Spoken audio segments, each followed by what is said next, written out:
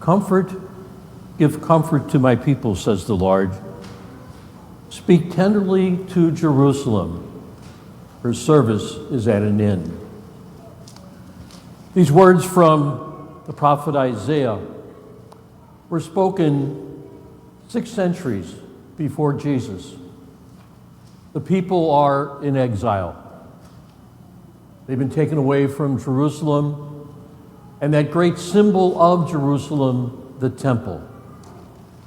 They're in exile in Babylon. Comfort, give comfort to my people. They're looking to come back. And Isaiah is giving them some hope about returning to Jerusalem, returning to that place where they believe God dwells. And I think those words are very appropriate for us today. Comfort, give comfort to my people. While we are not physically in exile from our land, we are in exile. The word we hear more and more now is we're in lockdown.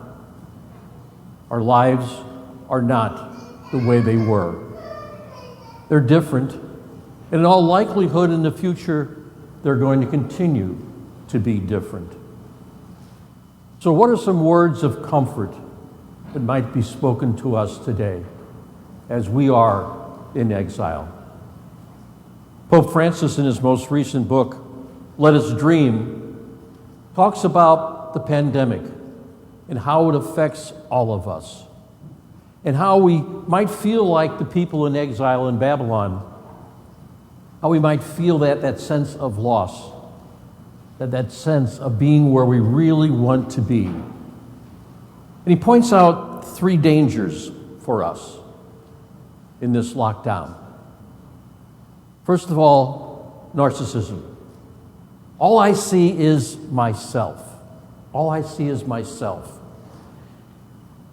A number of years ago, I was up in Chicago for a meeting, and as we were we flew in, got off the L, and we're walking to the building where we're supposed to be. All these people were just walking around like this, head down, maybe in their phones, had earplugs in, all caught up in their world, all caught up in their little world. That's really what narcissism is. It's one of the great dangers that we face in our society. We're so caught up in myself, in myself. The second danger the Pope points out is this whole sense of discouragement, a lament, how bad things are, how bad things are. And the third thing is pessimism. The door is closed. The door is closed. There is no real future.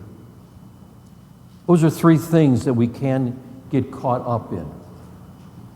And we don't really hear the words of the prophet Isaiah. Comfort, give comfort to my people. Speak tenderly. The Lord does speak tenderly to us today. Not just 6 centuries before Christ, but the Lord speaks to us today. And we need to take that time. We need to take that time. In both the first reading and the gospel, we hear the imagery of the desert. That voice crying out in the desert. And maybe we need to look at the desert of our lives. How seemingly our lives are very bland. Nothing really there. But yet there is. There is. There's the Spirit. That gift we receive in the sacraments of baptism and confirmation.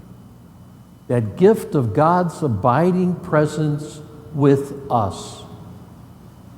God being with us.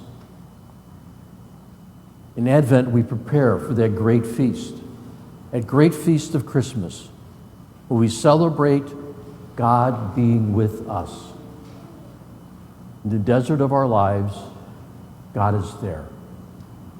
And as God is there, we are people who experience that comfort of God.